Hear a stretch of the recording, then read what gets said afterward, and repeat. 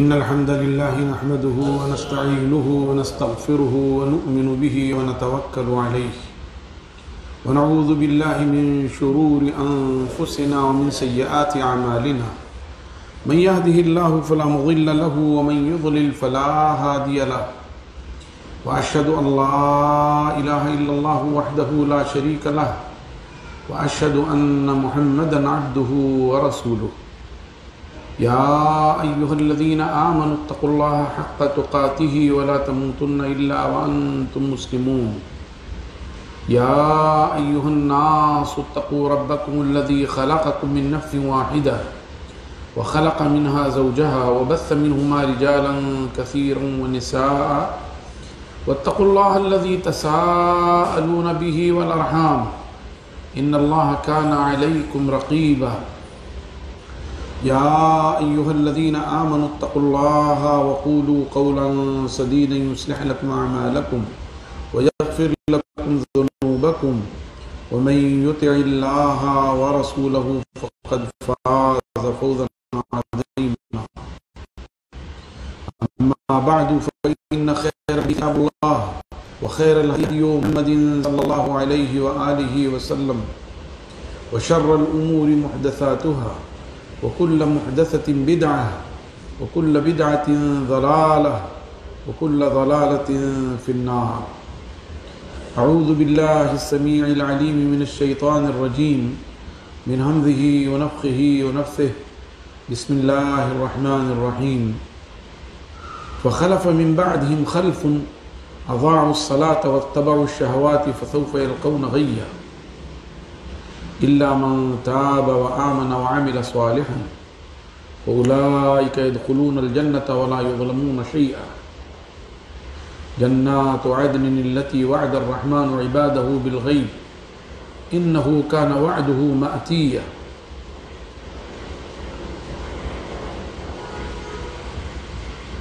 معاشرہ انسانی افراد کے مجموعے کا نام ہے جس میں بزرگ، جوان، بچے، مرد، عورتیں رہتے ہیں اور مختلف مزاج اور طبیعت کے ہوتے ہیں اور ان کا مختلف المزاج ہونا کوئی معیوب نہیں بشرطے کہ وہ اپنے رب کے احکام کے پاسدار ہوں، احکام الہی بجا لاتے ہوں تو کوئی حرج اور مضائقے کی بات نہیں. معاشرہ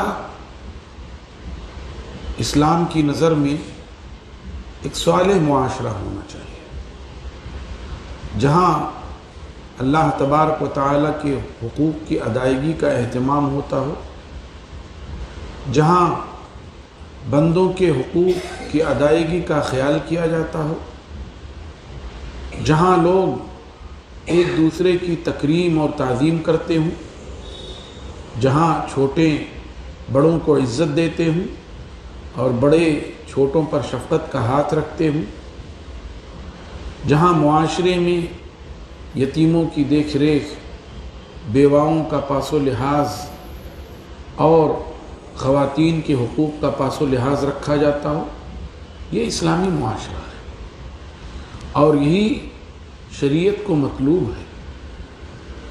آج کا جو موضوع ہے وہ موضوع ہے نوجوانوں میں اخلاقی زوال. وجہ کیا ہے؟ الحمدللہ نوجوان کسی بھی معاشرے کا قیمتی سرمایہ ہے. نوجوان ہی معاشرے کے اقدار کو آگے بڑھاتے ہیں، معاشرے کو ترقی کی راستے پر گامزن کرتے ہیں، ان میں قوت عمل ہوتی ہے، ان میں کسی بھی کام کو انجام دینے کی زیادہ اچھی صلاحیت اور سکت ہوتی ہے اور نوجوانی زندگی کا وہ قیمتی حصہ اور سرمایہ ہے کہ اللہ تبارک و تعالی نے خصوصیت کے ساتھ نوجوانوں کا ذکر کیا ہے، جیسے کہف کے نوجوان، انہم فطیۃ آمنوا بربہم وزدناہم ھدی، وہ چند نوجوان تھے جو اپنے رب پر ایمان لے آئے، ہم نے ان کے ایمان میں اضافہ کر دیا۔ ابتدائے اسلام میں جن لوگوں نے بڑھ کر ایمان کو لبیک کہا اور کلمہ شہادت کی گواہی دی، اکثریت نوجوانوں کی تھی۔ کل قیامت کے دن جو سوالات ہوں گے ان میں ایک سوال خاص طور سے نوجوانی کے تعلق سے ہوگا، وعن شبابہ فیما ابلاہ، اور اپنی جوانی کو کہاں بوسیدہ کیا، اپنی جوانی کیسے گزاری۔ گویا نوجوانی بڑی قیمتی عمر ہے، اور جب بہت قیمتی عمر ہے تو اس کی حفاظت بھی اتنا ہی ضروری ہے، اس لیے کہ جو چیز جتنی قیمتی ہوتی ہے اس کی حفاظت اور اس کی قدر بھی اتنا ہی ضروری ہے۔ اللہ نے جو نعمتیں دی ہیں، یہ نعمتیں جتنی عظیم ہیں ان کی قدر و منزلت بھی اتنا ہی عظیم ہے۔ تو ایسی ہی نوجوانی بھی ایک بڑی قیمتی شے ہے۔ جوان ہے، فیصلہ کر لے کہ کسی پہاڑ کو کاٹ کر کے وہاں وادی بنا دے تو بنا سکتا ہے، کسی وادی کو پاٹ کر کے پہاڑ بنا دے تو بنا سکتا ہے۔ صحیح کہا اقبال نے، اولو العزمان دانش مند جب کرنے پہ آتے ہیں سمندر پاٹتے ہیں، کوہ سے دریا بہاتے ہیں۔ یہ ہے، اور شرعی طور پہ جوانی کی عمر اتنی قیمتی ہے کہ آدمی سرد ترین راتوں میں اٹھ کر کے اپنے رب سے آہوزاری کرے، اپنے رب سے تعلق قائم کرے، اپنے رب کو منانے کے لیے آنسو بہائے، اور برف جیسے ٹھنڈے پانی سے وضو کر لے۔ یہ جوانی کی عمر میں اس کے لیے آسان ہے، برخلاف اس کے کہ ایک بزرگ ہو، اس کے لیے یہ سہولیات میسر نہیں ہو سکتی۔ بزرگ ہے، اس کے لیے سرد راتوں میں اٹھنا، ٹھنڈے پانی سے وضو کرنا مشکل امر ہے، الا یہ کہ اللہ تعالیٰ جس کے لیے آسان کر دے، اور اس کے دل میں اللہ کا خوف اتنا غالب ہو کہ وہ ٹھنڈا پانی اس کو ٹھنڈا نہیں لگتا، سرد راتیں اس کو سرد نہیں لگتی۔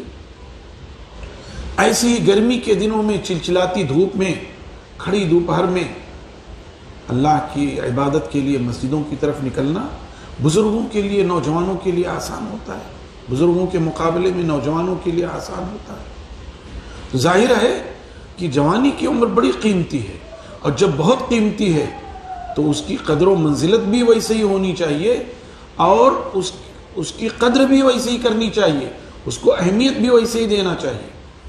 تو ایک ہے نوجوان، دوسرا ہے اخلاقی زوال۔ اخلاق زندگی کے تمام شعبوں کو شامل ہے، چاہے وہ عبادت کا پہلو ہو، چاہے وہ معاملات کا پہلو ہو، چاہے وہ اخلاقیات کا پہلو ہو، اخلاق سب کو شامل ہے۔ گویا پوری سیرت اخلاق کے اندر آ گئی، پوری سیرت اخلاق کے اندر آ گئی۔ تو اخلاق، اللہ کے رسول صلی اللہ علیہ وسلم نے فرمایا، احسن المؤمنین ایمانا احسنهم خلقا، یا اکمل المؤمنین ایمانا احسنهم خلقا، مومنین میں سب سے کامل ایمان والے وہ ہیں جو اخلاق میں اچھے ہیں۔ گویا اخلاق وہ قیمتی جوہر ہے جو انسان کو اچھی خوبیوں کا، اچھی عادتوں کا عادی بناتا ہے، اور برے عادات و اطوار سے انسان کو دور رکھتا ہے۔ اخلاق وہ قیمتی دولت ہے کہ اس کے ذریعے آدمی کے اندر اچھائیاں در آتی ہیں، اور برائیوں سے وہ کنارہ کشی اختیار کر لیتا ہے۔ اب زوال کی بات ہے، زوال ڈھل جانا، اور قوموں کی زندگی میں بڑا نازک موڑ ہوتا ہے جب وہ زوال سے دوچار ہوتی ہے۔ پھر جب وہ زوال سے دوچار ہوتی ہیں تو تمام پہلو سے زوال آ جاتا ہے، دینی طور پہ، اخلاقی طور پہ، مادی طور پہ، اور نفسیاتی طور پہ، معاشی طور پہ، معاشرتی طور پہ، ہر اعتبار سے زوال آ جاتا ہے، اور پھر یہ زوال اسے کفر تک، شرک تک، بدعات و خرافات تک پہنچا دیتا ہے۔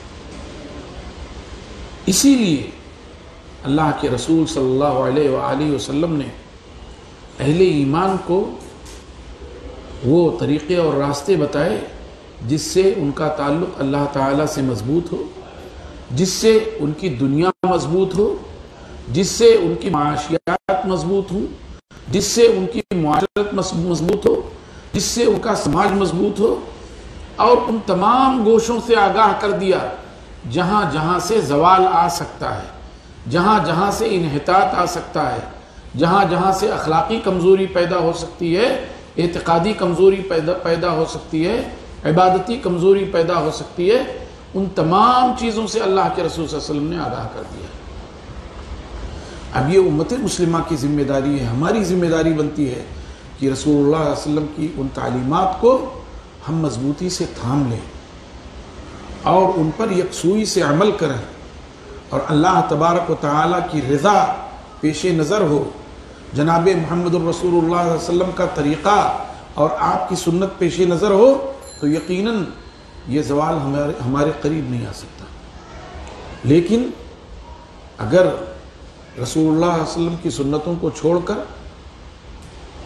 امتیوں کی سنتیں اختیار کرنے لگیں، غیر اقوام کے طریقے اختیار کرنے لگیں، تو ظاہر ہے کہ پھر تباہی ہمارا مقدر ہو جائے گی، اور آج یہی ہو رہا ہے۔ چنانچہ آج کا جو موضوع ہے اور جس سے متعلق یہ گفتگو ہو رہی ہے کہ نوجوانوں میں اخلاقی زوال وجہ کیا ہے،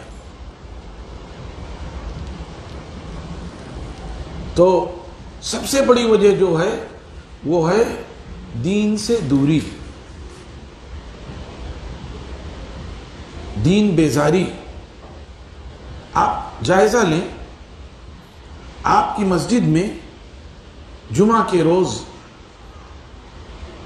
کتنے مصلی ہوتے ہیں؟ جمعہ میں 200 مصلی ہوتے ہیں۔ اگر 200 مصلی ہیں تو پھر آپ عام نمازوں میں دیکھیے کہ وہ حاضری کیا ہے۔ اگر وہ حاضری یہ سمجھیں کہ 30 لوگ موجود ہیں، 40 لوگ موجود ہیں، تو اگر 40 لوگ موجود ہیں تو اس کا مطلب یہ ہے کہ ہماری حاضری 20% ہوئی۔ حالانکہ بہت کم ایسا ہو رہا ہے کہ 40 لوگ موجود ہوتے ہوں، 20% حاضری ہوتی ہو۔ جب جائزہ لیا جاتا ہے مختلف مساجد کا تو زیادہ سے زیادہ ایسا لگتا ہے کہ مسلمانوں میں مصلیوں کی تعداد 10% سے زیادہ نہیں ہے۔ جو مستقل مصلی ہیں، جو باجماعت صلاۃ کے پابند ہیں، ان کی تعداد 10% سے زیادہ نہیں ہے۔ اب ان 10% میں آپ دیکھیں کہ نوجوان کتنے ہیں۔ نوجوانوں کی تعداد آدھی سے بھی کم ملے گی۔ اب اگر آدھی تعداد ہے تو یہ ہوا کہ 5% مصلی صلاۃ میں حاضر ہوتے ہیں، تو یہ کس قدر تکلیف دہ ہے، جس صلاۃ کے تعلق سے اللہ کے رسول صلی اللہ علیہ وسلم نے فرمایا کہ بندے اور کفر کے درمیان جو حد فاصل ہے وہ ترک الصلاۃ ہے، صلاۃ کو چھوڑ دینا۔ یہ بندے اور کفر کے درمیان حد فاصل ہے، اور جس صلاۃ کے تعلق سے اللہ تعالیٰ نے فرمایا اقیموا الصلاۃ ولا تکونوا من المشرکین، صلاۃ قائم کرو اور مشرکوں میں سے نہ ہو جاؤ۔ گویا تارک صلاۃ قرآن پاک کی زبان میں مشرک ہو گیا۔ تارک صلاۃ قرآن پاک کی زبان میں مشرک ہو گیا، اور اللہ کے رسول صلی اللہ علیہ وسلم نے فرمایا من ترک صلاۃ مکتوبۃ متعمدا فقد کفر۔ گویا تارک صلاۃ نے کفر کا ارتکاب کیا۔ تو اب آپ صلاۃ جو عبادات میں سب سے اہم ہے، جو راس الطاعات ہے، جو عبادتوں کی اصل اور جان ہے، جب اس میں یہ بے راہ روی ہے تو اور دیگر عبادات آپ اچھی طرح سے سمجھ سکتے ہیں۔ تو ایک بڑی وجہ جو سمجھ میں آتی ہے زوال کے اسباب میں سے، وہ ہے دینی بے راہ روی، دین بیزار۔ ظاہر ہے کہ جب دین سے بیزار ہے، وہ دین جس نے اسے عزت عطا کی، جس نے اسے سرفرازی دی، جس نے اسے خیر امت بنایا، جس نے اسے دنیا کے نیک بختوں میں شامل کروایا، جب اس دین سے وہ بیزار ہے تو پھر عروج اس کے حصے میں کہاں سے آ سکتی ہے؟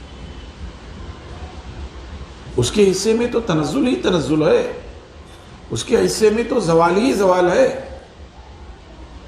تو ایک بڑی وجہ جو ہے وہ دین بیزاری ہے۔ ہم جائزہ لیں اپنے پس و پیش کا، ارد گرد کا، دیکھیں ہمارے نوجوانوں کا رویہ کیا ہے۔ ایک بڑی وجہ اور بہت بڑی وجہ جس نے انسانوں کے ہر طبقے کو متاثر کیا ہے، لیکن خاص طور سے نوجوانوں کو متاثر کیا ہے، وہ سوشل میڈیا ہے۔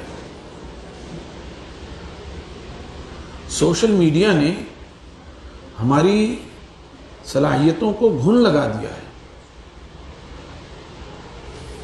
ہمارے نوجوان دو ٹائم میں ایک ٹائم کھانا نہ ملے چلے گا، لیکن ان کے ہاتھ میں موبائل ہونا چاہیے اور اسے ان لمیٹڈ ریچارج ہونا چاہیے۔ ان لمیٹڈ ریچارج ہے، دن بھر اسی میں لگے ہوئے ہیں۔ کام کا جو وقت تھا اس وقت میں وہ موبائل میں لگے ہوئے ہیں۔ ظاہر ہے جب کام نہیں کریں گے تو اسباب اور وسائل فراہم نہیں ہوں گے، جب اسباب و وسائل فراہم نہیں ہوں گے تو زندگی تاریک ہوگی۔ اپنا کام کرنا رہتا ہے تب بھی وہ بیٹھے ہوئے ہیں، کہیں کسی اور کے ہاں اگر وہ کام کر رہے ہیں، کام کیا ہو پھر موبائل میں لگ گئے۔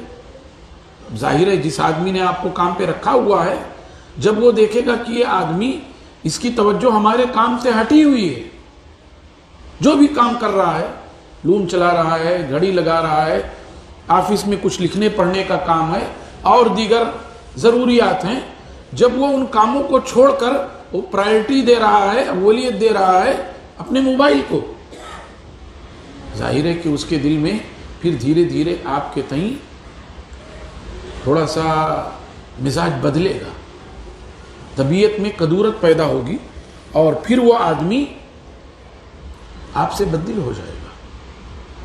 پھر کیا ہوگا کہ وہ آدمی آپ کو نکال باہر کرے گا۔ تو اس وقت میڈیا مختلف شکلوں میں، یہ کہہ لیجیے کہ انٹرنیٹ، فیس بک، سوشل میڈیا، اس نے ہمارے نوجوانوں کو بری طرح سے متاثر کیا ہے، بری طرح سے۔ ایک تو یہ میں جو بتا رہا تھا کہ بھئی اپنے یعنی کام ڈھنگ سے نہیں کر رہے، وہ اپنی جگہ ہے، منفی طور پہ ہمارے اخلاق بگڑ رہے ہیں، نفسیاتی طور پہ، جنسی طور پہ، اخلاقی طور پہ ہمارا معاملہ خراب ہوتا جا رہا ہے۔ اور اس سوشل میڈیا نے گناہ کو انسان کے لیے آسان کر دیا ہے۔ بسا اوقات لوگ سامنے کھل کر کے کسی گناہ کے کام میں ملوث ہوتے ہوئے ڈرتے تھے، ان میں شرم و حیا تھی اور ان میں کچھ نہ کچھ لوگوں کے تئیں پاسداری، لحاظ، یہ ساری چیزیں پائی جاتی تھی۔ اب یہ سوشل میڈیا آیا تو اس نے تنہائی میں گناہ کرنا آسان کر دیا اس کے لیے. اور کسی کونے میں، کسی کمرے میں، کسی تنہائی کی جگہ میں وہ آدمی بیٹھا ہوا ہے اور وہ مناظر دیکھ رہا ہے جو کسی طرح سے اس کے لیے درست نہیں ہو سکتے تھے. ایسے ایسے گیم آ گئے ہیں کہ اس گیم میں ایسا ماہو اور ایسا مست ہو گیا ہے کہ کہاں کی صلاۃ، کہاں کا روزہ، کہاں کا حج، کہاں کا زکوٰۃ، کچھ پرواہ نہیں اس کو. والدین اگر اس کو بلا رہے ہیں تو بلا رہے ہیں، چلا رہے ہیں تو چلا رہے ہیں، اسے اس کی کوئی پرواہ نہیں. بچے، ان کی ضروریات ہیں، بچے آواز دے رہے ہیں، اسے اس کی کوئی پرواہ نہیں، اور وہ اسی میں مگن ہے. ایسے گیمز آ گئے ہیں جوا کے کہ وہ جوا ہی میں مست ہے، رمی اور کیا کیا چیزیں. اور اس کی وجہ سے اس کی جو صلاحیت ہے، اس کی جو مطلب کہہ لیجئے کیپیسٹی تھی، وہ دھیرے دھیرے متاثر ہوتی چلی گئی. تو جہاں دین سے دوری اور دین بیزاری، آپ دیکھیے اس میں کتنے جرائم کی داستانیں ہوتی ہیں. اور میں سمجھتا ہوں کہ یہ اعدائے اسلام کی ایک سوچی سمجھی سازش ہے. لیکن ایک وہ ہیں کہ ایک غلط کام کے لیے وہ یہ محنت کر رہے ہیں. ظاہر ہے یہ سوشل میڈیا خود بخود اس کے لیے شیاطین کے دماغ مل کر کے کام کر رہے تھے. ایک شیطان کا دماغ نہیں کام کر رہا تھا، شیاطین کے دماغ مل کر کام کر رہے تھے. تو یہ چیزیں وجود میں آ گئی. یہ غلط کام کے لیے پورا جتھے کا جتھا، گروہ کا گروہ لگ گیا اور انہوں نے یہ چیز ایجاد کر لی. اور ایک نیک کام کے لیے ہم لوگ ایسے گئے گزرے ہو گئے کہ اپنی حفاظت نہیں کر سکے.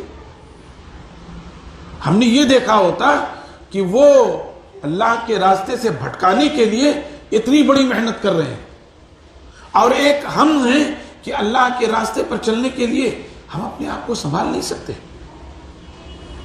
اللہ کے راستے پر چلنے کے لیے اللہ کی طرف سے ہم دفاع نہیں کر سکتے. ہاں، انفروا خفافا وثقالا وجاہدوا فی سبیل اللہ باموالکم وانفسکم. اللہ کے راستے میں دوڑ پڑو ہلکے پھلکے ہو کر کے اور بوجھل ہو کر کے. ففروا الی اللہ، اللہ کے راستے میں چل پڑو.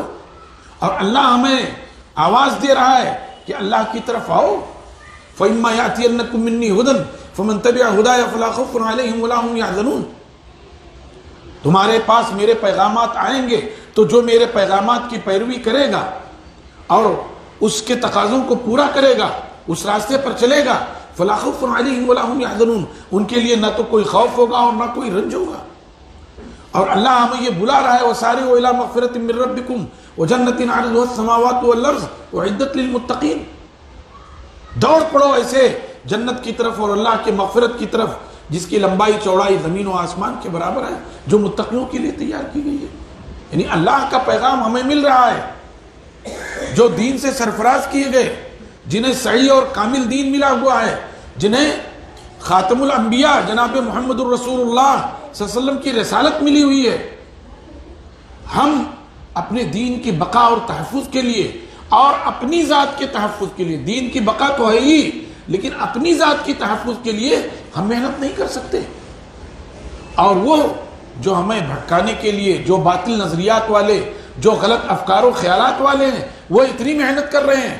اور آج دنیا ریلے کی طرح بہی چلی جا رہی، سیلاب کی طرح بہی چلی جا رہی ہے، اور ہم ہیں کہ ہم اس پر بڑھ کر باندھ نہیں باندھ سکتے. اور یہ باندھ کون باندھتا؟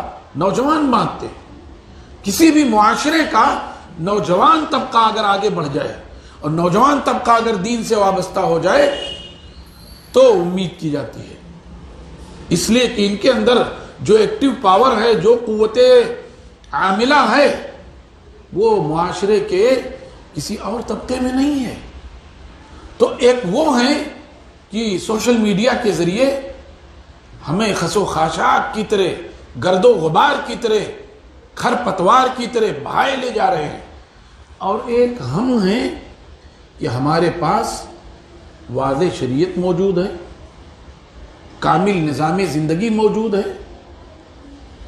قرآن پاک جیسی لافانی اور لافانی کتاب موجود ہے، جناب محمد الرسول اللہ صلی اللہ علیہ وسلم کی کامل و مکمل شریعت موجود ہے، ہم بہے چلے جا رہے ہیں اور ہمارا نوجوان بہتا چلا جا رہا ہے۔ یقیناً یہ بڑے دکھ کی بات ہے، بڑے شرم اور حیا کی بات ہے۔ یہ تو ایک بڑی وجہ سوشل میڈیا ہے جس کے ہم ایسے دیوانے ہو گئے ہیں کہ الامان والحفیظ۔ ایسی ایک بڑی وجہ یہ جو جدید تکنیکی آلات ہیں، سہولیات زندگی ہیں، ان کے پیچھے بھی ہم دوڑ پڑے ہیں۔ جو زندگی کی سہولیات ہیں، ان سہولیات کو حاصل کرنے کے لیے اگر ہمارے پاس وسائل نہیں ہیں تو حلال حرام سب کا ارتکاب کر گزرتے ہیں۔ اگر وہ چیز ہم حلال سے نہیں خرید سکتے، اگر ہمیں حرام بھی کرنا پڑا تو اس کے ارتکاب سے دریغ نہیں کرتے۔ یعنی ہمیں اللہ تبارک و تعالی کے رحمت پر اور اس کی قدرت کاملہ پر قناعت نہیں ہے کہ اس نے ہمیں جس دائرے میں، جس ماحول میں رکھا ہے، ہم اس پر راضی ہوتے، ہم اس پر قانع ہوتے، اپنی کوشش کرتے رہتے حلال طریقے سے، اس پر قانع رہتے۔ ایسا نہیں ہوا، بلکہ وہ سہولیات ہمیں بھی ملنی چاہیے، خواہ اس کے لیے ہمیں کچھ بھی کرنا پڑے۔ آج جو خیانت ہے، دھوکہ دھڑی ہے، لوگوں کے پیسے مار لینا ہے، یا غلط طریقے سے دولت کما لینے والی جو بات ہے، وہ کیوں ہے؟ وہ اسی لیے کہ جو سہولیات زندگی ہیں وہ بھی ہمیں میسر ہو جائیں، جبکہ اسلام نے اس سے نہیں روکا کہ سہولیات زندگی آپ کو نہ ملیں۔ اسلام نے سہولیات زندگی سے نہیں روکا ہے، ہر دور کی جو سہولیات ہیں انہیں حاصل کیا جائے، لیکن جائز طریقے سے، حلال طریقے سے، یہ نہ ہو کہ ان کو حاصل کرنے کے لیے ناجائز طریقہ اختیار کیا گیا۔ دھوکہ دھڑی کے ذریعے سے جو ہے کہیں سے دولت اینٹھ لی گئی اور اپنی ضرورت پوری کر لی گئی، اس کے ذریعے سے نہیں۔ آج ہمارے یہاں اس کی وجہ سے بھی ہو رہا ہے، ہمارے بہت سارے نوجوان موبائل ہی لینے کے لیے غلط طریقے سے محنت کر کے، دھوکہ دے کر کے، چوری کر کے اور دوسرے طریقے اختیار کر کے، تو ایک بڑی وجہ یہ جو تکنیکی دنیا ہے یا جدید سہولیات ہیں، ان سے فائدہ اٹھانے کے لیے بھی ہمارا نوجوان اخلاقی طور پر حد سے گر جاتا ہے، اور اس کی وجہ سے بھی پھر یہ زوال آتا ہے۔ ایسے ہی ایک بڑی وجہ جس کی وجہ سے ہمارا نوجوان اخلاقی زوال کا شکار ہے، شرم و حیا کی کمی۔ شرم و حیا کی کمی، اور شرم و حیا اتنا قیمتی جوہر ہے کہ اللہ کے رسول صلی اللہ علیہ وسلم نے اس کو الگ سے بیان فرمایا۔ آپ نے فرمایا ان للایمان بضع وسبعون وفی روایت بضع وستون شعبہ فافضلها قول لا الہ الا اللہ وادناها اماطۃ الاذى عن الطریق والحیاء شعبۃ من الایمان۔ ایمان کی 70 سے یا 60 سے زیادہ شاخیں ہیں، اور ان شاخوں میں سب سے افضل شاخ کلمہ توحید کی گواہی، دل سے اس کی گواہی، زبان سے اس کا اقرار و اعتراف، اور عمل سے اس کے تقاضوں کو پورا کرنا، یہ سب سے افضل شعبہ ہے۔ اور سب سے ادنا شعبہ راستے سے تکلیف دہ چیز کو ہٹا دینا۔ ہمیں غور سے سننا چاہیے، کیا کہا؟ راستے سے تکلیف دہ چیز کو ہٹا دینا۔ یہ نہیں کہا گیا ہے کہ راستے میں تکلیف دہ چیز کو ڈال دینا۔ آج ہمارے معاشرے میں کیا ہو رہا ہے؟ ہم نے اپنے گھر سے تکلیف دہ چیز نکالی اور راستے پہ ڈال دیا۔ آج ہمارے شہر عزیز کی صفائی ستھرائی کا ایک سب سے بڑا مسئلہ جو ہے وہ ہمارے گٹر ہیں، یہ ہماری نالیاں، اور آپ اچھی طرح سے جانتے ہیں کہ ہمارے گھر کا کوڑا کرکٹ کہاں جاتا ہے۔ ہمارے گھر کی عورتیں وہ کوڑا کرکٹ نکالتی ہیں اور وہیں ہمارے سامنے ہی جو نالی بہہ رہی ہے اسی میں ڈال دیتی ہیں۔ آگے چل کر کے وہ چوکپ ہو جاتا ہے، تھوڑی سی بارش ہوتی پورا شہر جل تھل ہو جاتا ہے، نالے کی گندگی سڑک پہ آ جاتی ہے، ہم جو اس سے گزرتے ہیں ہمارا لباس ہمارے جوتے اس سے آلودہ ہوتے ہیں، اسی حال میں مسجد میں آ جاتے ہیں، ہماری عبادتیں کیسی ہوتی ہیں، اور پھر گندگی کا ڈھیر، بدبو کا ڈھیر، اور پھر جراثیم کا حملہ، یہ ساری چیزیں ہیں۔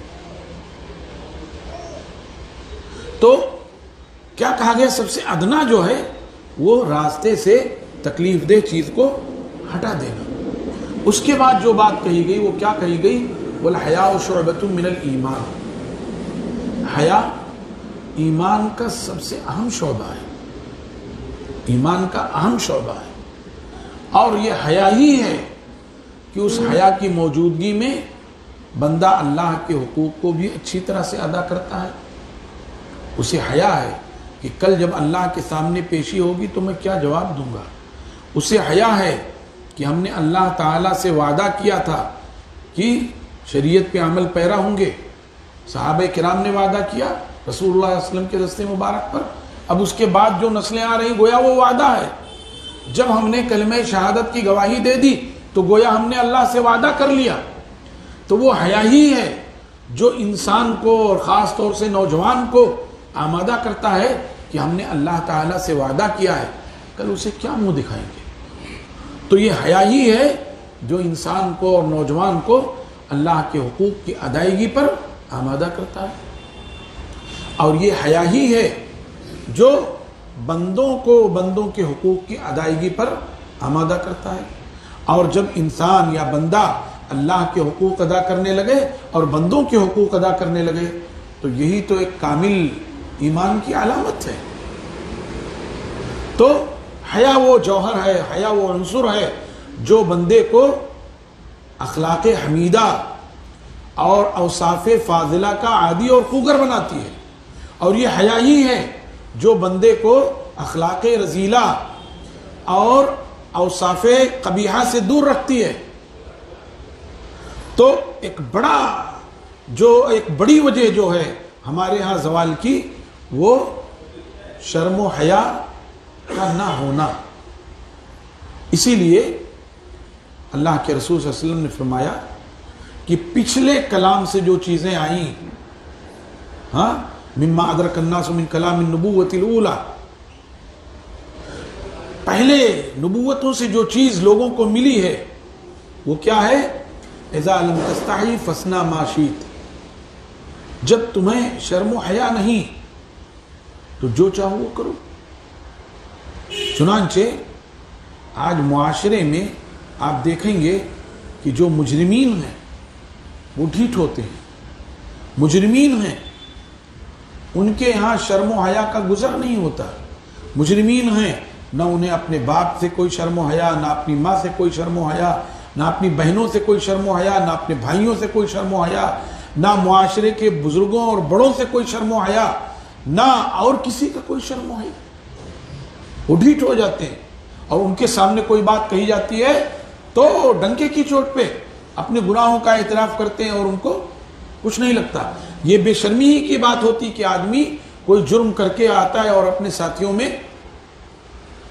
جو ہے بڑے جرات کے ساتھ بیان کرتا ہے، بہادری کے ساتھ بیان کرتا ہے، آج میں نے یہ جرم کیا اور ایسا کیا اور ویسا کیا، فلاں کی جیب مار دی اور ایسا کیا، یا کسی کو ہم نے چھیڑ دیا، ایسا کر دیا ویسا کر دیا۔ کیوں؟ اسی شرم کی وجہ سے۔ یہ شرم نہیں ہے، اس کی وجہ سے یہ زوال ہے اور یہ تباہی ہے۔ تو ایک بڑی وجہ جہاں ہمارے نوجوانوں کے زوال میں ایک بڑی وجہ دین بیزاری ہے، وہیں ایک بڑی وجہ جو زندگی کے تمام شعبوں کو محیط ہے سوشل میڈیا ہے، وہیں ایک بڑی وجہ یہ جو تکنیکی ایجادات ہیں، جدید سہولیات، اس کے لیے آدمی کی ہوڑ لگی ہوئی ہے، وہیں آدمی جو ہے شرم و حیا سے خالی ہوتا جا رہا ہے، بے شرمی آتی جا رہی ہے، اس کی وجہ سے زوال ہے۔ ایسے ہی ایک بڑی وجہ ضمیر کا مر جانا، ضمیر کا مر جانا، یہ اصلاً بیمار دل کی علامتوں میں سے ہے کہ جس دل میں کفر اور نفاق آ گیا، جس دل میں بدعات و خرافات اور شرک آ گئے، جس دل میں اللہ کی نافرمانی آ گئی، جس دل میں رسول اللہ صلی اللہ علیہ وسلم کی نافرمانی آ گئی، جس دل میں خواہشات کی پیروی آ گئی، جس دل میں موسیقی، زنا اور بدکاری کی کہہ لیجئے کہ لذت آ گئی، جس دل پر نقطہ پڑنا شروع ہو گیا، تو آخری حل کیا ہوتا ہے؟ پھر اس کا ضمیر مر جاتا ہے، اور جب ضمیر مر جاتا ہے تو پھر اس کے سامنے خیر و شر کی تمیز، حلال و حرام کا فرق، جائز اور ناجائز کا فرق، یہ سب چیزیں ختم ہو جاتی ہیں، پھر وہ انسان نہیں حیوان اور جانور ہو جاتا ہے۔ تو ایک بڑی وجہ کیا ہے؟ ضمیر کا مر جانا۔ آج آپ دیکھیں، مطلب بعض چیزوں کو ذکر کرتے ہوئے شرم آتی ہے اور سوچتے ہیں کہ لوگوں کے سامنے کیسے وہ بات کہی جائے۔ کتنے ایسے لوگ آپ کو ملیں گے، دو دوست ہیں اور حیرت ہوتی ہے بات کہتے ہوئے، مگر ہے یہ امر واقعہ ہے، مشاہدے میں یہ چیزیں آ رہی ہیں۔ دو دوست ہیں، وہ اس کی بہن سے چھیڑخانی کر رہا ہے، وہ اس کی بہن سے چھیڑخانی کرتا ہے، اور دونوں جانتے ہیں، دونوں جانتے ہیں۔ اب آپ بتائیے کہ یہ کس قدر بے ضمیری کی بات ہے۔ آدمی جانور ہو گیا، پھر اس کے آگے کیا بچا؟ وہی بات ہو گئی، اذا لم تستحی فاصنع ما شئت، جب تمہیں شرم و حیا نہیں ہے تو جو چاہو وہ کرو۔ آج ہمارے یہاں بے ضمیری عام ہو گئی ہے۔ حسن دار کا نیلام ہے چوراہوں پر، عفت لوح و قلم بیچ رہے ہیں فنکار، کفر کے نام پہ بکتی ہیں یہاں تاریکی، لوگ کہتے ہیں خزاؤں کو یہاں فصل بہار، علم ہے خاک بسر، آہ بلب زخم بدل، جہل نے سر پہ سجائی ہے کلاه و دستار، ناطقہ سربہ غریبہ ہیں خرد نوحہ کنا، ہائے یہ گردش دورہ مجھے لائی ہے کہاں۔ آج حالات اس قدر بگڑ گئے ہیں کہ اب خیر کی جو صلاحیتیں ہیں، خیر کو پروان چڑھانے کی، خیر کے اہتمام کی، خیر کو رواج دینے کی، خیر کو تقویت دینے کی، وہ دھیرے دھیرے ماند پڑتی جا رہی ہیں، وہ دھیرے دھیرے ٹوٹتی جا رہی ہیں، وہ دھیرے دھیرے ختم ہوتی جا رہی ہیں، اور برائیاں جن سے پروان چڑھتی ہیں آج وہ صلاحیتیں طاقتور ہوتی جا رہی ہیں، اور یہ سارا کا سارا حملہ ہمارے نوجوانوں پہ ہے، اس لیے کہ اعدائے اسلام کو یہ معلوم ہے کہ جب کسی قوم کا نوجوان بگڑ گیا تو وہ قوم اپنی موت مر گئی۔ آج اسی لیے قوم کو انہی چیزوں کا افیون دے کر کے، سوشل میڈیا کا افیون دے کر کے، ہاں، اور بے شرمی کا افیون دے کر کے، بے ضمیری کا افیون دے کر کے آج قوم کو سلایا جا رہا ہے، اور وہ قوم جو دنیا کو جگانے کے لیے پیدا ہوئی تھی، وہ امت جو دنیا کو خیر کی دعوت دینے کے لیے، خیر کا اہتمام کرنے کے لیے پیدا ہوئی تھی، جو دنیا کو اس لیے پیدا ہوئی تھی کہ لوگوں کو اللہ کی بندگی کی طرف دعوت دے، بندوں کی بندگی سے نکال کر کے اللہ کے عبادت کی طرف لے آئے، آج وہ قوم اور اس قوم کا سب سے قیمتی عنصر نوجوان خود اپنے خواہشات کی پیروی میں ہے۔ اس نے اللہ کی الوہیت کو چھوڑ کر کے اللہ اپنے رب، اپنے خواہش کو اپنا رب بنا لیا ہے۔ افرأیت من اتخذ الہہ ہواہ واضلہ اللہ علی علم، آپ کا کیا خیال ہے اس شخص کے بارے میں جس نے اپنے نفس ہی کو اپنا معبود بنا لیا ہے، اپنے نفس ہی کو اپنا رب بنا لیا ہے، اس کے کہنے پر، اس کے سجھانے پر، اس کی دعوت پہ وہ عمل کر رہا ہے، اور اللہ تعالیٰ کی دعوت کیا ہے، اس کی پکار کیا ہے، اس کا کلام ہمیں کس چیز کے لیے کہہ رہا ہے، وہ پرواہ نہیں ہے۔ کیا آج ایسا نہیں ہے؟ ہمیں یہ معلوم ہے کہ اللہ کا حکم ہے، یہ رسول اللہ صلی اللہ علیہ وسلم کا حکم ہے، لیکن ہمارا نفس یہ کہہ رہا ہے، ہماری خواہش یہ ہے، ہم وہی کیے جا رہے ہیں۔ کیا ایسا نہیں ہے؟ تو بے ضمیری نے ہمیں یہاں تک پہنچا دیا کہ ہم خواہش نفس کے غلام ہو گئے، اور خواہشات ہی نے آج ذلت کے یہ دن دکھائے، زوال کے یہ دن دکھائے۔ فَأَمَّا مَنْ طَغَى وَآثَرَ الْحَيَاةَ الدُّنْيَا فَإِنَّ الْجَحِيمَ هِيَ الْمَأْوَىٰ، رہا وہ شخص جس نے سرکشی کی، اللہ سے سرکشی اختیار کی، اللہ کے رسول صلی اللہ علیہ وسلم سے سرکشی اختیار کی، اللہ کی کتاب سے سرکشی اختیار کی، اللہ کی شریعت سے سرکشی اختیار کی، اور دنیاوی زندگی کو ترجیح دیا، دنیاوی خواہشات، دنیاوی سہولیات، دنیاوی آرام و آسائش، ان چیزوں کو ترجیح دیا، فَإِنَّ الْجَحِيمَ هِيَ الْمَأْوَىٰ، تو اس کا ٹھکانہ جہنم ہے۔ کیا آج ایسا نہیں ہے؟ اور کیا اس فتنے میں ہم خواص اور عوام مبتلا نہیں ہیں؟ کیا اس فتنے میں ہمارا ذی علم طبقہ اور ہمارا عام طبقہ مبتلا نہیں ہے؟ مبتلا ہے، جبکہ شریعت ہر دور میں ہماری رہنمائی کر رہی ہے، اور شریعت نے یہ بتایا وَأَمَّا مَنْ خَافَ مَقَامَ رَبِّهِ وَنَهَى النَّفْسَ عَنِ الْهَوَىٰ فَإِنَّ الْجَنَّةَ هِيَ الْمَأْوَىٰ، رہا وہ شخص جو رب کے سامنے جواب دہی سے ڈرا، رب کے سامنے کھڑا ہونے سے ڈرا، اور اپنی خواہش نفس سے بچا رہا، وَنَهَى النَّفْسَ عَنِ الْهَوَىٰ، اور نفس کو خواہشات سے اس نے روک دیا، فَإِنَّ الْجَنَّةَ هِيَ الْمَأْوَىٰ، تو اس کا ٹھکانہ جنت ہے۔ یہ ساری چیزیں ہوتے ہوئے ہم پھر بھی اگر گمراہی کا شکار ہیں تو سوائے بے ضمیری کے، سوائے بے شرمی کے، سوائے خواہشات نفس کے کچھ اور ہے نہیں ہے۔ اور یہی وجہ ہے کہ آج دنیا کی ساری قومیں ہم پر ایسے ہی ٹوٹ پڑی ہیں جیسے بھوکا کھانے پر ٹوٹ پڑا ہے، اور جیسے پیاسا پانی پر ٹوٹ پڑا ہے۔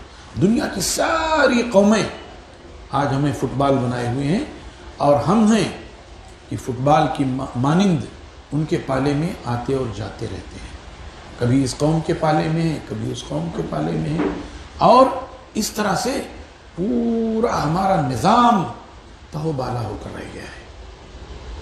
ایسی آپ غور کریں تو جو ہمارے نوجوانوں کے بگاڑ کے اسباب ہیں، عمومی طور پہ جب یہ بات کہہ دی گئی کہ دین بیزاری، تو اس میں بہت ساری چیزیں آ گئیں، لیکن اس میں ایک چیز کیا ہے؟ لالچ ہے، طمع ہے اور بخل ہے۔ اس کی وجہ سے بھی ہمارے نوجوانوں میں اخلاقی بگاڑ آیا، اخلاقی زوال آیا۔ لالچ کا عالم یہ کہ صاحب اللہ کے راستے میں ہم خرچ نہیں کر سکتے، لالچ کا عالم یہ کہ ہم فقراء، مساکین، یتامہ، بیواؤں کو ان کا حق نہیں دے سکتے، لالچ کا عالم یہ کہ ہم خیر کے راستے پر لبیک نہیں کر سکتے۔ اور ظاہر ہے جب لالچ پیدا ہو جائے تو اس کا لازمی نتیجہ بخل آتا ہے۔ جب لالچ پیدا ہوئی تو بخل آ گیا، اسی لیے اللہ کے رسول صلی اللہ علیہ وسلم ہمیشہ پناہ مانگتے تھے، اللہم انی اعوذ بک من الہم والحزن والعجز والکسل والجبن والبخل وذلع الدین وغلبۃ الرجال۔ اے اللہ میں فکر سے، اللہم انی اعوذ بک من الہم، فکر سے، یہ فکر آگے بڑھی تو غم کی کیفیت پیدا ہو گئی۔ جب غم کی کیفیت پیدا ہو گئی تو آدمی تھکار کے بیٹھ گیا، عجز آ گیا، من الہم والحزن، اور جب غم آیا تو عاجزی آ گئی، اور جب عاجزی آ گئی اس کے اندر تو سست ہو گیا۔ جب وہ سست ہو گیا تو کچھ کمائے گا نہیں، وہ کمائے گا نہیں تو جو دولت ہے وہ دھیرے دھیرے خرچ کرنا چاہے گا، وہ بخیلی آ جائے گی اس کے اندر۔ جب بخیلی آ جائے گی تب بھی اس کے باوجود وہ مال ختم ہو جائے گا، ضروریات ہیں لوگوں سے وہ قرض لے گا۔ بزدلی آ جائے گی اس کے ہاں، جب بزدلی آ جائے گی تو قرض لیتا پھرے گا، اور جب قرض لے لے گا تو لوگوں کے بوجھ تلے دب جائے گا، پھر لوگوں کی سو سننی پڑے گی اسے۔ ترتیب دیکھیے اللہ کے رسول صلی اللہ علیہ وسلم کیسے حکیم اور دانا تھے، اور اللہ نے کیا جامع کلمات آپ کو عطا فرمائے تھے۔ فرمایا اللہم انی اعوذ بک من الہم والحزن والعجز والکسل والجبن والبخل وذلع الدین وغلبۃ الرجال۔ ایک جملے میں 8 چیزوں سے آپ نے پناہ مانگا، اور یہ سب چیزیں ایسی ہیں جو آدمی کو اس کی بہادری، اس کی شجاعت، اس کی بصالت، اس کی خودداری، اس کی غیرت کو داغدار کر دیتی ہیں۔ پھر اس کے آگے کیا کہا؟ وَأَعُوذُ بِكَ مِنَ الْفَقْرِ وَالْكُفْرِ وَالْفُسُوقِ وَالنِّفَاقِ وَالسُّمْعَةِ وَالرِّيَاءِ۔ اللہ میں تجھ سے فقر، کفر اور نفاق اور شہرت، ریاکاری، ان سب سے، اور نافرمانی، ان سب سے پناہ چاہتا ہوں۔ یہ اعتقادی بیماریاں ہو گئی۔ اور پھر اس کے بعد کیا کہا؟ وَأَعُوذُ بِكَ مِنَ الْبَرْصِ وَالْجُنُونِ وَالْجُذَامِ وَسَيِّئِ الْأَسْقَامِ۔ اے اللہ میں تیری ذات کے ذریعے برس سے، کوڑھ سے اور جزام سے اور تمام بری بیماریوں اور جنون سے اور تمام بری بیماریوں سے پناہ چاہتا ہوں۔ یہ ظاہری بیماریاں ہو گئی۔ تو اللہ تعالیٰ، اللہ کے رسول صلی اللہ علیہ وسلم نے یہاں پہ نفسیاتی بیماریاں، اعتقادی بیماریاں اور ظاہری بیماریاں سب سے پناہ مانگا ہے۔ تو اس میں یہ طمع اور لالچ بہت بڑی بیماری ہے۔ اسی لیے فرمایا گیا وَمَن یُوقَ شُحَّ نَفْسِهِ، جو اپنے نفس کے بخالت سے بچا لیا گیا وہ کامیاب ہو گیا۔ ایک بڑی بیماری یہ بھی ہے۔ ایسی آپ تلاش کرنے لگیں تو بہت ساری بیماریاں اور وجوہات ایک ایک کر کے آپ کو ملتی جائیں گی۔ یہ تھوڑی سی چند باتیں تھیں جو نوجوانوں کے اخلاقی زوال، اور میں نے ذکر کیا شروع میں کہ اخلاق کا لفظ زندگی کے تمام شعبوں کو، اس کی سیرت، اس کا کردار، سب کو شامل ہے۔ عبادت کے پہلو کو، معاملات کے پہلو کو، اور اسی طرح سے میل جول اور اختلاط کے پہلو کو، کاروبار کے پہلو کو، معاشرت کے پہلو کو، معاشیات کے پہلو کو، سب کو اخلاق شامل ہے۔ تو اخلاقی طور پر جو بگاڑ آ رہا ہے اور اخلاقی طور پر جو زوال ہے، یہ اس کے وجوہات تھے۔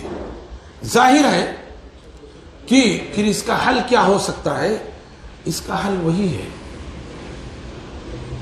دین کی طرف رجوع، دین کی طرف لوٹنا، الی الاسلام من جدید، اثر نو اسلام کی طرف لوٹنا، دین کی طرف لوٹنا۔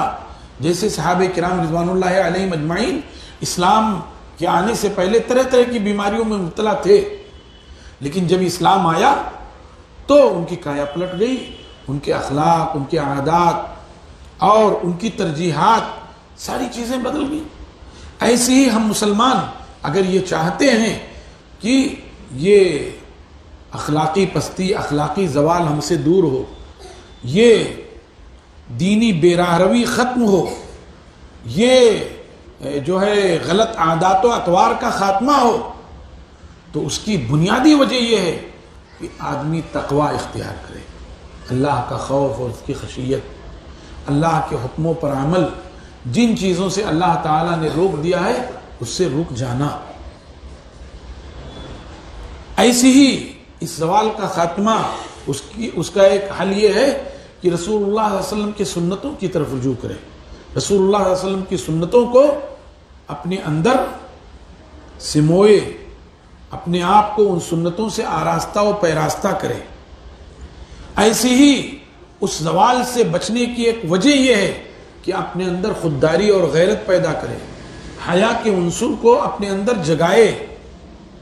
ایسی ہی ایک بڑا حل یہ ہے کہ آدمی قانع ہو، دین کے سلسلے میں اپنے بڑوں کو دیکھے، جو دیندار لوگ ہیں ان کو دیکھے کہ وہ دین میں اتنے آگے ہیں، نوافل کا یہ اہتمام کرتے ہیں، یہ صدقات و خیرات کرتے ہیں، یہ اچھائیاں ان کے اندر ہیں، ہمارے اندر بھی وہ چیز آنی چاہیے. لیکن دنیا کے معاملے میں وہ اپنے سے نیچے والوں کو دیکھے. میں ان بہت سارے لوگوں سے اچھا ہوں جن کے پاس یہ سہولیات نہیں ہے. جب وہ یہ دیکھے گا تو اس کے اندر شکر کا جذبہ پیدا ہوگا، اس کے اندر اللہ تبارک و تعالی کے تئیں جو ہے محبت کا جذبہ پیدا ہوگا، اللہ کے حکموں پر عمل کرنے کا جذبہ پیدا ہوگا. جب وہ یہ دیکھے گا کہ اللہ تعالی ہمیں اچھے سے کھلا رہا ہے، اچھے سے پلا رہا ہے، آنے جانے کے لیے اس نے ہمیں 2 پہیہ گاڑی دے رکھی ہے، ضروریات ہمارے بچے ہمارے فرما بردار ہیں، گزر بسر کے لیے اس نے ہمیں کاروبار دے دیا ہے. کئی ایسے لوگ ہیں جن کے پاس کاروبار نہیں ہے، جو ملازمت کرتے ہیں، جن کی گزر بسر مشکل سے ہوتی ہے. تو جب وہ یہ سوچے گا تو یقیناً اس کے ہاں اچھائی کا جذبہ پیدا ہوگا.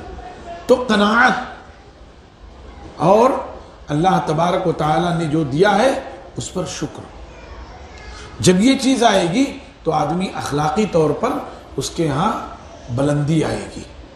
اسی طریقے سے اس زوال سے نکلنے کا ایک حل یہ ہے کہ آدمی اپنے اندر اوصاف حمیدہ اور اخلاق فاضلہ پیدا کرے. بخل ہے، لالچ ہے اور اسی طرح کی جو چیزیں ہیں اس سے اپنے آپ کو دور کرے، سخاوت کی کوشش کرے. ضروری نہیں کہ آدمی بڑی رقم اللہ کے راستے میں، 1 روپیہ 2 روپیہ بھی بڑی چیز ہے، بس نیت ہو اللہ کی رضا، نیت ہو اللہ کے حکموں پر عمل. وہ 1 روپیہ بہت ہے، 50,000 روپیہ ریاکاری کے لیے دیا ہے وہ رائے گاہ ہے. تو اسی طریقے سے زوال سے بچنے کے لیے ضروری ہے کہ اپنے آپ کو اللہ تبارک و تعالیٰ کے حکموں کا پابند بنا کر جواب دہی کا تصور، اگر یہ چیزیں ہمارے اندر پیدا ہو جائیں تو اللہ کی ذات سے امید ہے کہ یہ جو اخلاقی زوال خاص طور سے ہمارے نوجوانوں میں ہے، یا ہمارے بزرگوں میں ہے، یا ہمارے مردوں میں ہے، یا ہماری عورتوں میں ہے، انشاءاللہ دھیرے دھیرے یہ چیزیں دور ہوں گی. اور ظاہر ہے کہ مومن کبھی اللہ کی رحمت سے مایوس نہیں ہوتا. یا عبادی الذین اسرفوا علی انفسکم لا تقنطوا من رحمت اللہ. اے میرے بندو، جنہوں نے اپنے نفسوں پر، اپنی جانوں پر ظلم کیا ہے، اللہ کی رحمت سے مایوس نہ ہو. انہ یغفر الذنوب جمیعا، وہ تمام گناہوں کو بخش دیتا ہے. اس کی شان یہ ہے کہ اس نے یہ فرمایا ہے وَلَا تَهِنُوا وَلَا تَحْزَنُوا وَأَنْتُمُ الْأَعْلَوْنَ إِن كُنتُم مُؤْمِنِينَ. اور تم غمزدہ نہ ہو، رنجور نہ ہو، تم بلند رہو گے اگر تم مومن ہو. تو مومنانہ صفات ہمیں پیدا کرنے کی ضرورت ہے، اپنے اندر تبدیلی لانے کی ضرورت ہے، اپنی سوچ کو بدلنے کی، اپنے اخلاق و عادات کو بدلنے کی، اپنے طور طریقے کو بدلنے کی، اپنی زندگی کے رہن سہن کو بدلنے کی، زندگی کے طور طریقے کو بدلنے کی ضرورت ہے. اگر ہم اپنے آپ کو بدلتے ہیں تو یقیناً اللہ تعالی ہمارے حالات کو بدل دے گا.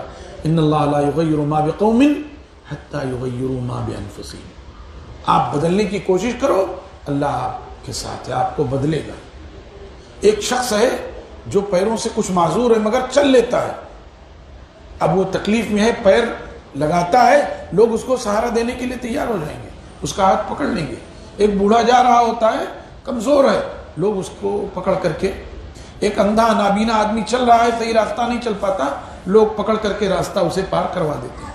لیکن ایک آدمی بیٹھا ہوا ہو اور وہ یہ چاہے کہ کوئی مجھ کو راستہ پار کروا دے اور کوئی مجھ کو چلا دے، کوئی نہیں چلائے گا۔ جب آدمی چل رہا ہو اور اس وقت اسے تکلیف ہو تو لوگ اس کا ساتھ دے دیں گے، لیکن آدمی ہاتھ پیر توڑ کے بیٹھا ہوا ہو تو کوئی کچھ نہیں کرے گا۔ آج قوم کا حال یہی ہے۔ ہم یہ چاہتے ہیں کہ ابابیلوں کا لشکر آئے اور اعداء اسلام کو تہس نہس کر دے، ایسا نہیں ہوگا۔ اللہ کی ذات سے بعید نہیں ہے، اللہ کر سکتے ہیں ایسا۔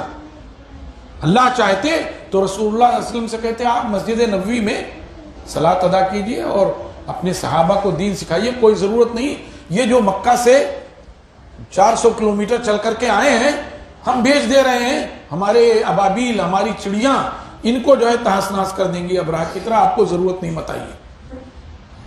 لیکن کیوں اللہ تعالیٰ نے کہا انفروا خفافا وثقالا، اٹھو اور کوچ کرو اللہ کے راستے میں ہلکے پھلکے اور بوجھل ہو کر کے، کیوں کہا؟ اسی لیے کہا کہ آپ اسباب استعمال کیجئے تو پھر اللہ تعالیٰ کی مدد آئے گی۔ اللہ بغیر اسباب کے مدد کرتا ہے، اور آپ دیکھیں سابقہ قوموں کے ساتھ اس نے کیا کیا ہے جب انہوں نے انبیاء کی تکذیب کی، اس کی طرف سے کہیں سیلاب آ گیا، کہیں جو ہے زمین کو تہو بالا کر دیا گیا، کہیں آسمان سے بارش کر دی گئی، کہیں تیز ہوا چلا دی گئی۔ لیکن آپ کو یہ کہا گیا ہے کہ آپ اسباب اختیار کرو جس سے آپ کی ذلت اور پستی دور ہو، جس سے آپ کا زوال دور ہو۔ ایسے ہی نہیں کہ ہاتھ پہ ہاتھ دھرے بیٹھے رہو اور سب کچھ ہو جائے گا۔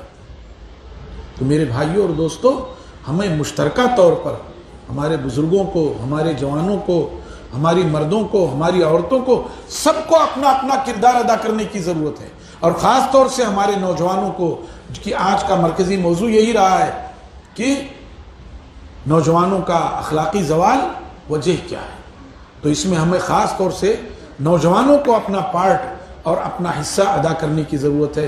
اللہ تعالیٰ سے دعا ہے کہ اللہ تعالیٰ ہم سب کو دین کے کلمے کو بلند کرنے کی توفیق عطا فرمائے۔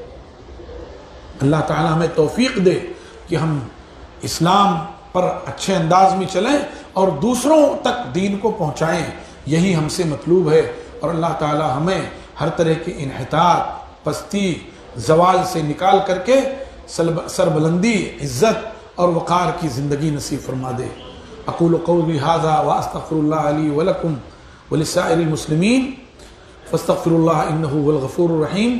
سبحان ربک رب العزۃ عما یصفون۔